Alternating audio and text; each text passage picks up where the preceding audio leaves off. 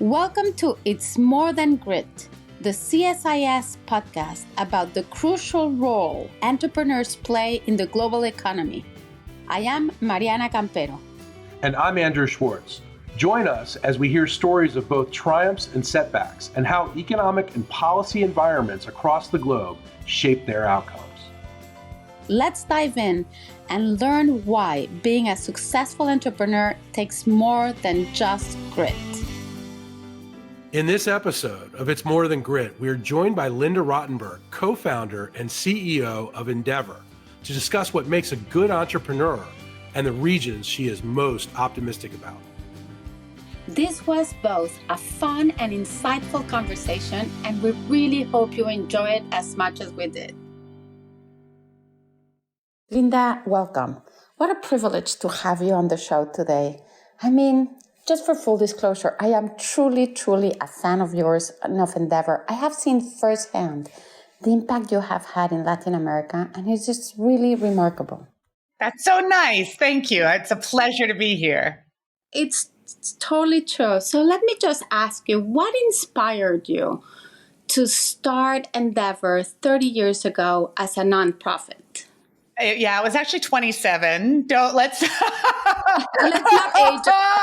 Yeah, let's not. I'm already outed as being old, but I'm now every year matters. So I was 27 years ago. Doesn't it ever? No, I had gone straight through school.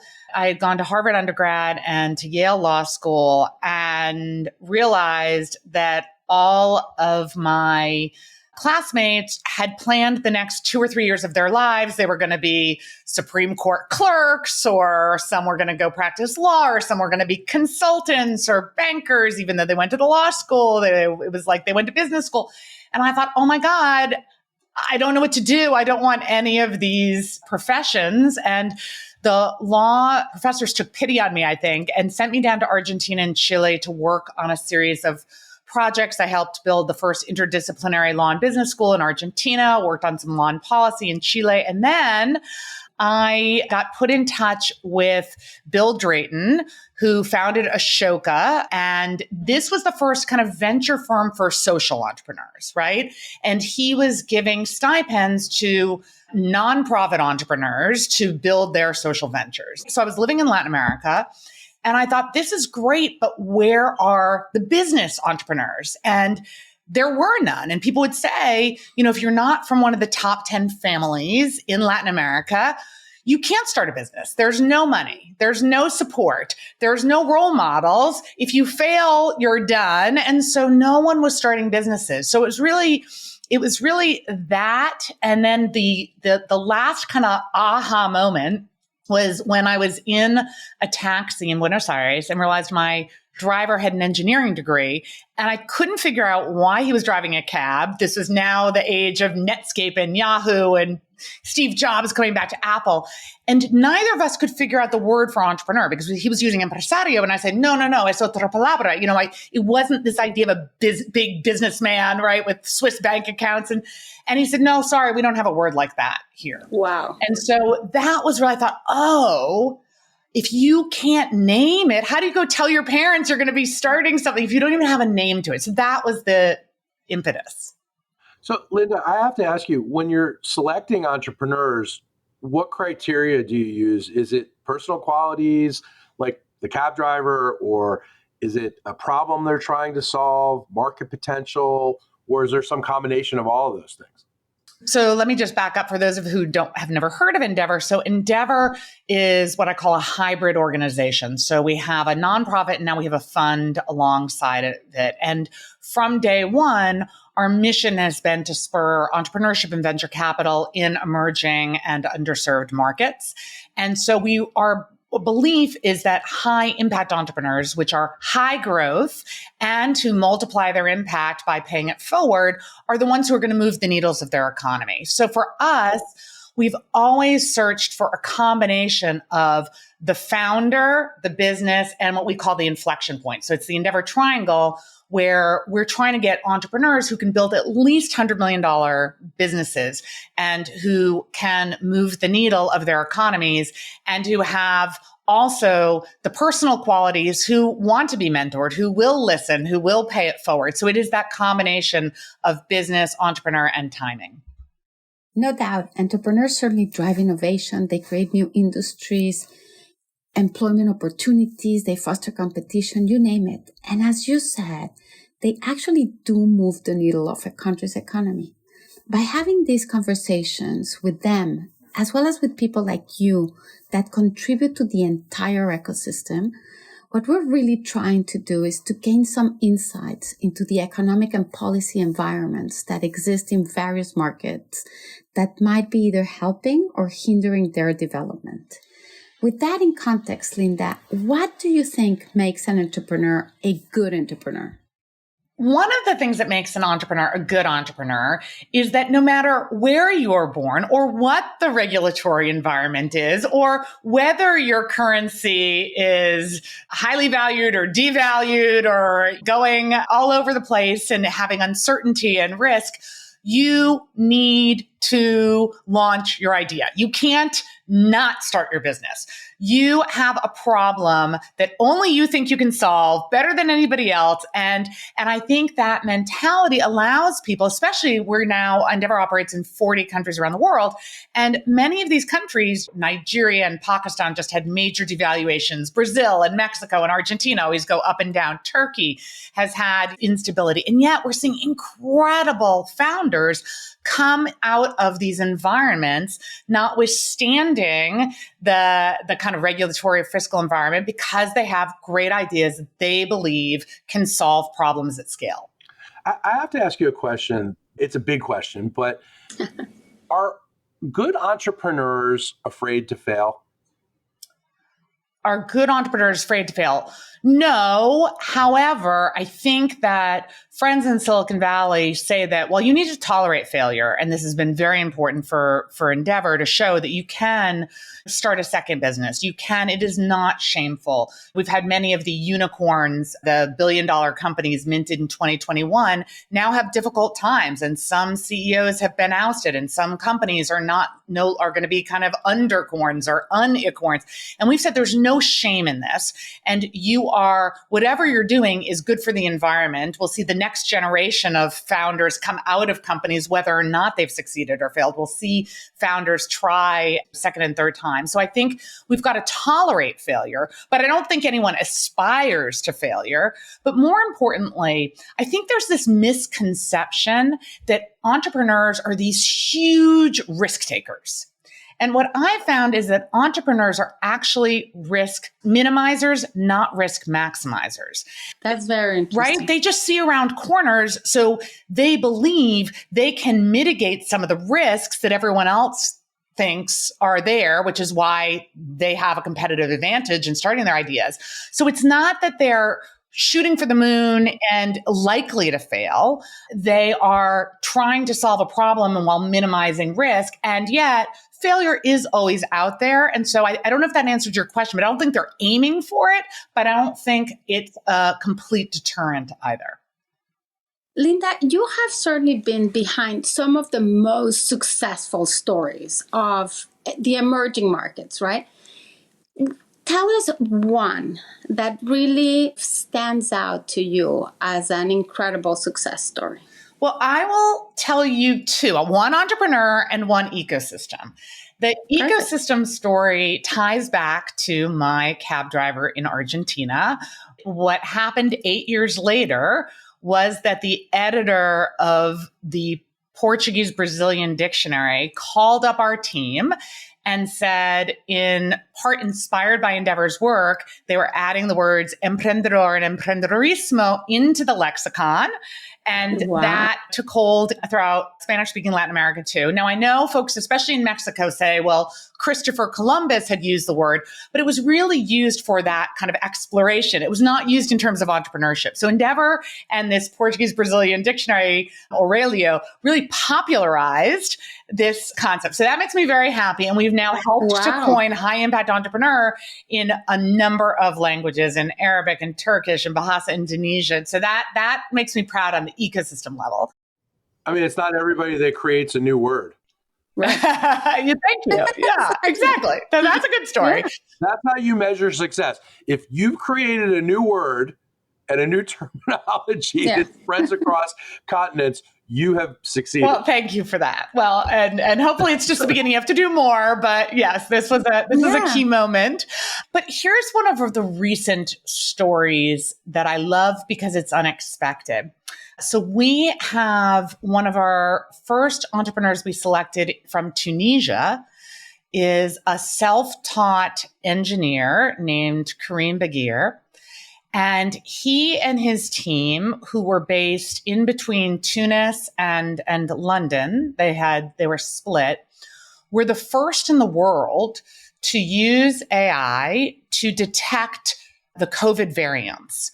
And so what he ended up detecting the COVID variants and his company InstaDeep before anyone else in the world, so much so that it became the basis of the mRNA vaccine that Pfizer and BioNTech developed.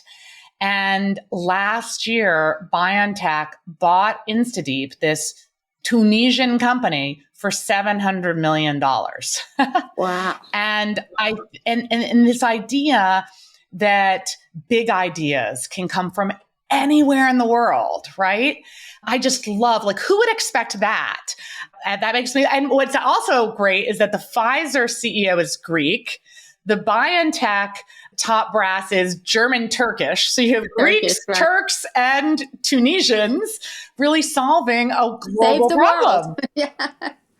Just getting Greeks and Turks together to work on something. Right. Exactly. World peace. That would be an accomplishment. Yeah. That brings me to something I wanted to ask you also. Beyond revenue and job creation, how does Endeavor measure the broader impact of the entrepreneurs you support on their communities and on their societies at large? Yeah, that is a great question. And our research team, Endeavor Insight, has done work in all 40 markets we're in, plus others, looking at what we call the multiplier effect. So what we've done is developed a research system where we look at the earliest stage startups. Now, Endeavor's always been about the scale up, not the startup. So we usually take folks, we look at them from every local market, and then we have international selection panels every month, some virtual, some in person, where we have to unanimously select the next group of Endeavor entrepreneurs. And usually they're hitting between 5 and 10 million of revenue so that we can 10x them to the 50, 100 million and beyond. So what we researched were companies really just starting out, right? Just getting off the ground. And we asked them 4 questions, and we do this with hundreds and hundreds of companies in every single market. And the 4 questions we ask are, who mentored you? Who inspired you? Who invested in you? And did you get training at a prior business, at a prior entrepreneurial venture? And what we do is we map out those connections, and the folks that are named the most by these up and comers, the next generation, we map into what we call bubbles, right? And so the bigger the bubble, the bigger your influence. And so what's been interesting is we've created these bubble maps around the world, and people are now competing to see how big their bubble is. Well, how do you get your bubble bigger? By mentoring more people, by investing in more people, by training folks and allowing them to go not create non-competes, but encouraging them to go start their own ventures and supporting them. So it's a way of measuring an influence of one company and one founder on the ecosystem by seeing the next generations of companies that they spawn. Linda, is there a difference between developing markets and developed markets, not only in terms of the entrepreneurs, but also how do these networks of entrepreneurships develop?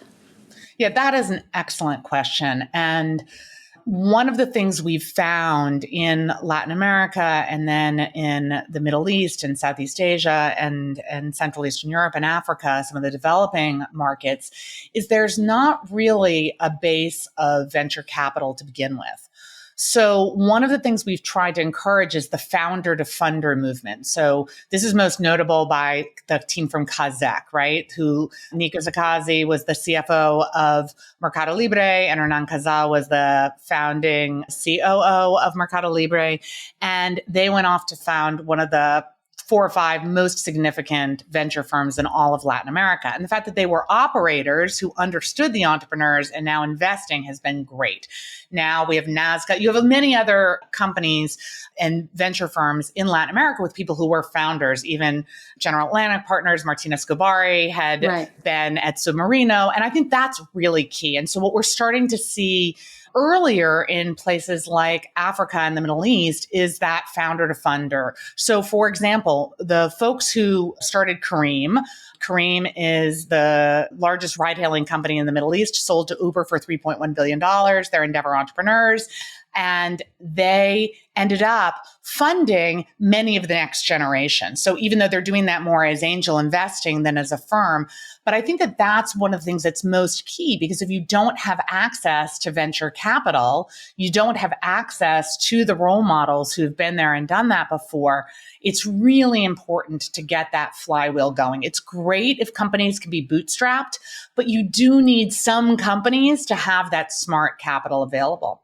And the only thing I'll add on the developed country side is that, we're seeing in Europe, for example, some people who still are underserved. There's still not as much of a venture community in places like Italy and Greece and Spain. It's starting to happen, but you just need that kind of catalyst that Endeavor serves. But then we're looking at what are the underserved populations. So for example, in the US, we have a lot of Black founders, female founders, Latin founders who don't have much access to venture capital, who I think Latin founders and Black founders each got under 2% of venture capital in the United States last year. So we're looking at who are the communities that really have the talent, but have been off the networking circle, right, of the traditional venture capitalists. That's incredible. So how do you find people like that? Well, Endeavor has 600 full-time employees worldwide. We have local boards in every place we operate. We have mentor networks. And then we have this incredible network of 2,500 selected Endeavor entrepreneurs who, founder to founder, right, tell people, hey, you've got to join this network. It's of by for entrepreneurs. We're on your side, peer-to-peer learning. So it really spreads that way. But we really try to make an effort to find people who might be overlooked. What are the regions right now that you're most optimistic about? Well, I'm optimistic about many regions that others would not be. So while obviously I think it's fantastic that Brazil and Mexico and Colombia are finally having their day in the sun. We know of a number of IPOs coming. We obviously had Nubank and VTEX most recently from Brazil. I think Brazil and Mexico are really coming up, and Colombia. We've had a lot of Argentine IPOs, Mercado Libre and Globant and others in the Auth0 exit. So I'm excited about Latin America for these regions that 15 years ago really had nothing going on in terms of tech. 10 years ago, it was just starting, and now we're starting to see the fruits of all of the collective labor and work and investment that's gone on. I am also very excited in the Middle East about places like Egypt, Pakistan, which is also South Asia, which are difficult markets, but incredible talent. And in Saudi Arabia, interestingly, every tech company that we see at Endeavor, when you ask what percentage of your engineering team are women, what do you think the answer is? Saudi Arabia, tech company. 0. 40 to 60%. Wow. So this is a game changer. I'm so excited about that. Wow. Meanwhile, I think I'm the only person still excited about Southeast Asia. I've spent a lot of time in Singapore and Vietnam and Indonesia recently, and they're all saying, oh no, we had the bubble of consumer tech and now it's over. And we're like, no, you're just getting going. And we're able to show through the multiplier effect why the second generation is going to learn from some of the lessons and mistakes of the first generation and even the success, and have a path that's quicker. And lastly, Africa is early, but what we're seeing in Nigeria and Kenya and South Africa is quite exciting. And back to Egypt again, what's super exciting is we're starting to see North Africa, so Egypt and Tunisia and Morocco, looking as much north-south to the rest of Africa as they are east-west to the rest of the Middle East. So I think there's super exciting emerging market to emerging market, what I call E to E, opportunities cropping up. Can we stick with the Middle East for a second? Because I have to ask you, with October 7th and the Hamas attack on Israel, what is this doing and what has it done to Israel's culture of entrepreneurship, which is pretty legendary, but we know that a lot of companies are having an awful lot of problems because many of their founders have had to actually go back into the army and fight. Well, we've seen that in Ukraine too, by the way. A lot of Yeah, that's a Ukrainian great point. startups with great talent. We're seeing folks in the diaspora now, but desperately wanting to go back. Endeavor operates in 7 countries in the Middle East. We do not have an office in Israel. We don't have offices in Israel, India, or China. We just thought those markets were already oversaturated, so we chose to go elsewhere. So I don't really have direct knowledge. What I would say, having spent time in Dubai and in Riyadh and in other areas recently in the Middle East, is that people really do want peace. They were excited about the accords that were going to be signed between the Abraham Accords between Israel and Saudi from a business perspective. And I think the fact that that's been put on hold is a challenge. At the same time, I think people in the region are obviously concerned about the loss of life. And so I think it's a very complex, unfortunate situation that I personally just hope gets resolved, because I don't think the situation right now benefits anyone, and we need a path forward. And to me, anytime the governments are a disaster or the diplomacy fails, I feel like entrepreneurship is where quiet sources of hope can happen. So I'm eagerly looking for those. But as I said, I don't have any window into Israel because we don't operate there. Is it impacting Egypt? I mean, Egypt's right there. What I would say is it's impacting Jordan a little bit more, because I think that people feel so deeply connected to the Palestinians because they have so many family members. And so I think that's been especially challenging for our Jordanian friends. I would say that, look, I think what's happening in Egypt is unbelievable. And I think that despite what's been happening on the political side, on the economic side, Egypt and Pakistan were the 2 countries most impacted by devaluation in all our 40 markets last year. And yet we're seeing some of the most phenomenal founders and companies coming out of Egypt. It's one of the places I'm most excited about. And what's interesting is when we look at Endeavor Catalyst, our funds that sit alongside Endeavor, the nonprofit that's about the ecosystem building, and some of our best returns have come out of places like Turkey and Argentina, which had the most difficult political and macroeconomic environments. And yet there were founders who created outsized returns. So as I said, I'm really bullish on markets where others give up, but the entrepreneurs just find a way around everything. Yeah, they certainly try to solve those problems that the governments are not, right? Linda, let me switch gears for a second and take you to the next wave of technology. You were at the peak of the dot-com bubble, and certainly the internet was transformational. Then we have the mobile wave, and in the process, a lot of companies went up and down, even disappeared. How are you approaching the new wave of AI entrepreneurs? Yeah, well, first, let me say that I think I've just spoke to a group of actually Brazilians at Harvard and MIT last weekend. There were about 1,200 gathered for a conference. And I was telling them now is a really good time to be an entrepreneur and founder. Everyone thinks, oh, the heyday of 2021 is over when everyone was investing in the next unicorns. But those companies that got money at a very high valuation and were told to spend that money are now realizing they have to make very difficult cuts and choices as they now slow growth to reach profitability. So in fact, starting after is actually a good time.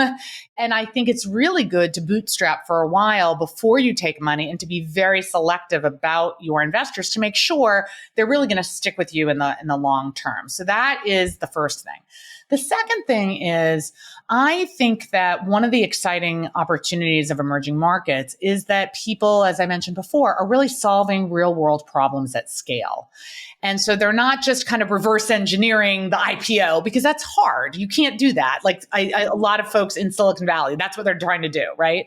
The business plan cannot be, here's my path to an IPO. No, you have to actually talk about the real world problem you're solving. And while I think that AI is going to be a tool in almost every company, right? Whether you're a business to business, a SaaS company, a fintech company, whether you're a consumer tech company, I think AI will be a tool. I told everyone, do not switch to .ai because you think that's where the funding is going to come from.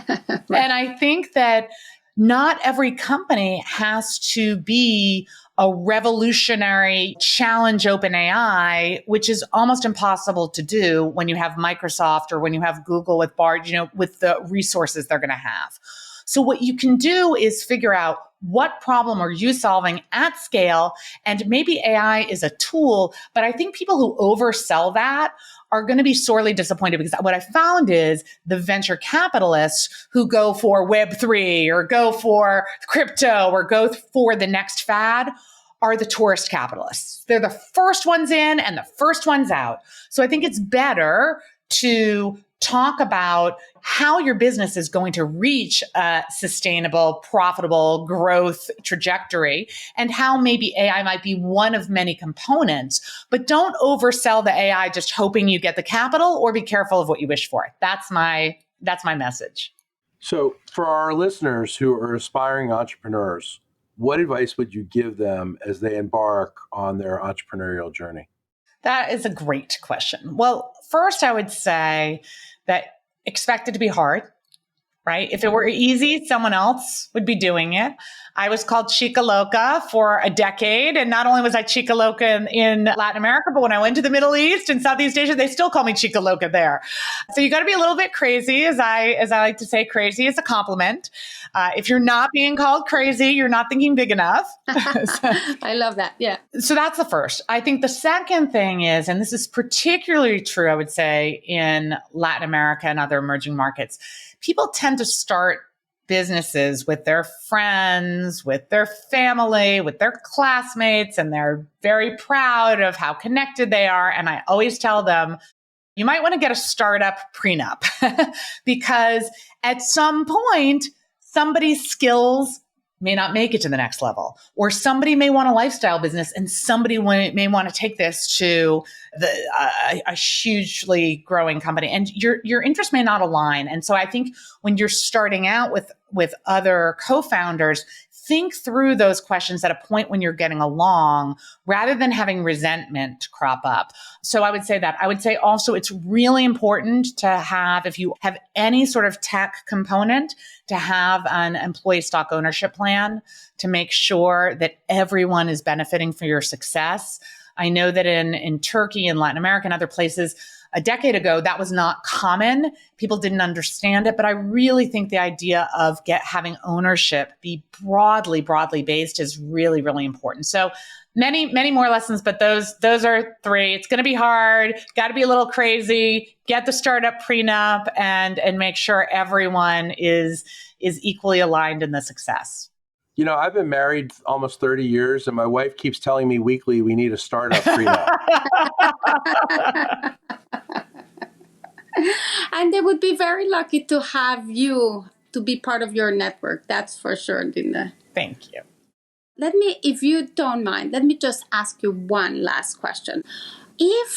When a young entrepreneur comes knocking on your door, what are the personal traits that you look for before deciding to give them your support? That's another great question. And let me say, one of the things that I'm most excited about and have been waiting a long time for is the increasing number of female founder role models who are really taking companies to scale. And so when I think about Bryn Rojas of Hobby, when I think about two of the Pismo founders, right? Daniela and Juliana and Pismo, that sold to Visa for $1 billion this year. When I think of, there are just so many entrepreneurs that are finally companies, Mariana of Guppy. There's just finally a group of entrepreneurs in Latin America and around the world that we're starting to see elevate, because I think that it's really important for young people to see themselves in others, right? To see the role models. Yeah, the importance of the role model that you were talking about. Yeah, exactly. But when we see young entrepreneurs, I think that we are looking at a few things. One is we're looking at why this founder with this idea, right? I really love the founding stories because it tells you a lot. Why are you driven to this idea? I don't personally love when people have just been a consultant looking at, where do I see in India they IPO'd? So now I'm going to bring this to Latin America and we're going to IPO. That's okay. And we understand there have been many success stories that are great. But I personally love when people really are trying to solve a problem that no one else has solved before, and they're the person to do it. And you're betting along with them. I like seeing how people interact with their founding team, whether it's co-founders or C-suite. I think it's really important, especially for young founders, to see how they are as leaders. I like seeing how they react to mentors, having a combination of listening and willing to be given tough love and not getting defensive while also standing your ground. It's a hard thing. You have to be persistent and not take everybody's advice or you'll be wishy-washy. And yet you have to be vulnerable and open. And especially for young entrepreneurs, those are the type of personal qualities I look at in addition to looking at, is this business model likely to succeed? So that's what I would say on that personal level. It's funny, you just reminded me of an urban legend of Arno, who supposedly was in a New York taxi cab and asked the driver if he could name who the president of France was. Of course, the driver had no idea, but he said that he knew what Dior was, the brand. And that supposedly was what triggered his idea of what is today an incredible empire. Oh, wow. See, everything happens in taxis. That's the other lesson, Andrew. Get in a taxi. That's where your idea is going to come from. Perfect ending. I'm getting ready to get out of here right now. This is clearly the takeaway. Linda, thank you so much. This has been a wonderful conversation. We've learned a lot, and I know our listeners are really going to benefit from your expertise. So thank you so much for joining us. A true privilege, Linda. Thank you so very much. Such a pleasure.